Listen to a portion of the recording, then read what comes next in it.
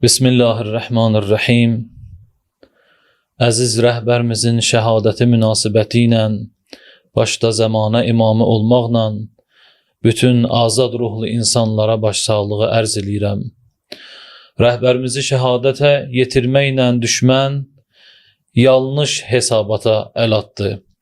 Düşmənin hesabatındakı yanlışlıq bundan ibarət idi ki, düşmən elə sanırdı ki, Həzrəti Ayətullah şəhid İmam Xamneyi Həzrətlərini şəhid eləməklə onun yolu, məqsədi, hədəfi bununla bitəcək. Amma düşmən bunu bilməlidir ki, Həzrəti İmam Xamneyinin şəhadəti ilə bu yol daha da bərəkət tapacaq və bu yol ta qiyamətə qədər davam edəcək. İmam Xamneyi Həzrətlərinin hədəf və məqsədlərindən biri də Quds məsələsidir. Tarix boyu Yəhudilər, Siyonist rejim, müsəlmanlarla, iman əhli ilə düşmənçilik eləyiblər.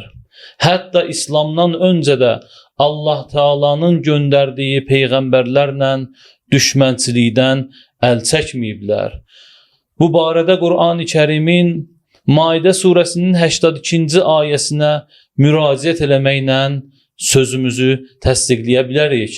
Allah Teala Maidə surəsinin 82-ci ayəsində belə buyurur: Əuzu billahi minəşşeytanirracim. Lətəcidənnə əşəddənnəsi ədəvətən lilləzīnə əmənu əl-yəhud. Peyğəmbər sallallahu xitab eləyərək Allah Teala buyurur ki, ey Peyğəmbər, şübhəsiz iman gətirənlərə qarşı insanların ən şiddətli düşməninin Yəhudilər olduğunu görəcəksən. Bu ayə açıq şəkildə bəyan eləyir ki, möminlərə qarşı ən güclü düşmənçilik Yəhudilər tərəfindən olacaq. Ümumiyyətlə Qur'an məarifinə əsasən Quds və Qəzzə ən mühüm mövzulardandır. Əziz şəhid rəhbərimizin sözlərinə əsasən bunu deməliyik ki, biz İslam ölkələrinin rəhbərlərinin və məsul şəxslərinin Qəzzə barədə Qur'ana və Qur'an marifinə uyğun davrandıqlarını görmürük. Qur'an-ı Kərim bizə buyurur ki, möminlər möminləri qoyub kafirləri özlərinə dost tutmasınlar. Qəzzə ilə bağlı bu ayə əməl olunur. Niyə İslam ölkələrinin rəhbərləri Qəzza müsəlmanları ilə açıq şəkildə döyüşən bu Siyonist kafirlərlə əlaqələri kəsmirlər? Qur'an-ı Kərim buyurur, mənim düşmənimi və sizin düşməninizi dost tutmayın. Bugün dünyada bu ayəyə əməl olunur. Qur'an-ı Kərimdə buna bənzər ayələrimiz çoxdur. Başqa bir yerdə Allah Müteal buyurur, onlar kafirlərə qarşı sərt, öz aralarında isə mərhəmətlidirlər.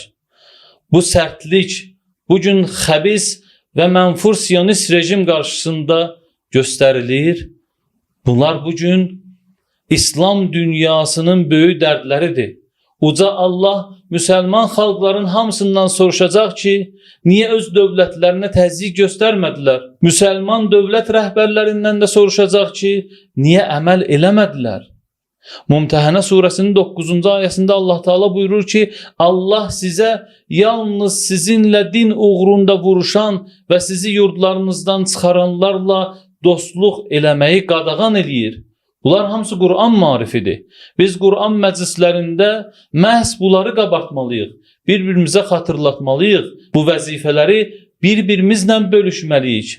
Qur'an tilavət məclislərinin nəticəsi və çıxarışı bunlar olmalıdır. Quds günü haqq və batilin, ədalət və zülmün qarşı-qarşıya durmasının göstəricisidir. Quds günü yalnız Fələstin günü deyil, İslam ümmətinin günüdür. Bugün müsəlmanların Siyonizm kimi ölümcül bir xərçəng kişinə qarşı ucalan fəryad günüdür.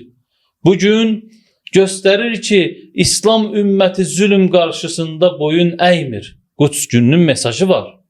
Quds gününün bütün dünyaya çatdırdığı mesajlardan biri bundan ibarətdir ki, İslam ümməti zülmdən barışmır. Hətta bu zülm dünyanın ən güclü dövlətlərinin dəstəyinə malik olsa da belə. Uzun illərdir çalışırlar ki, Quds məsələsi unudulsun. Quds günü bu hilənin qəlbinə sancılan ox kimidir. Quds günü Fələstin məzlumlarının arxalarında xalqların, möminlərin, müsəlmanların dayandığını hiss etdikləri gündür. Düşmən həbsxanalarında olanlar deyirlər ki, sizin şüarlarınızdan və varlığınızdan güc alırlar. Həbsdə olan insan tənha olmadığını hiss eləməlidir.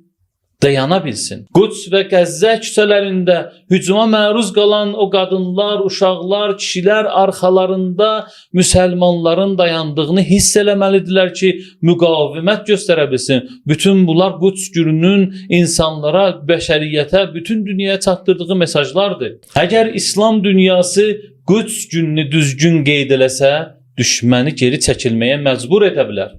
Bugün İran İslam Respublikasının İslam düşmənləri ilə apardığı mübarizə məhz Qur'an-ı Kərimin göstərişlərinə söykənir. Bu müharibənin əsası Qur'an-ı Kərimdir.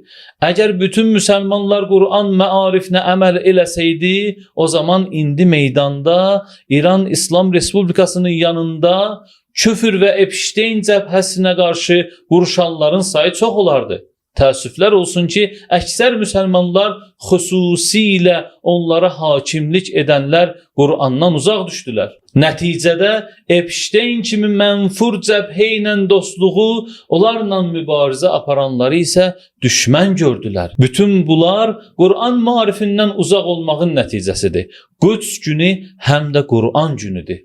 Qur'ana qayıdış günüdür. Bizim həm dünyada, həm axirətdə başı uca olmağımızın yeganə yolu Qur'anla tanış olub, öz həyatımıza tətbiq eləmək, Qur'anı həyat tərzi qurmağımızdır. Allah Taala bizi Qur'ana əməl edənlərdən qərar versin. Vəssalamu aleykum və rəhmətullah.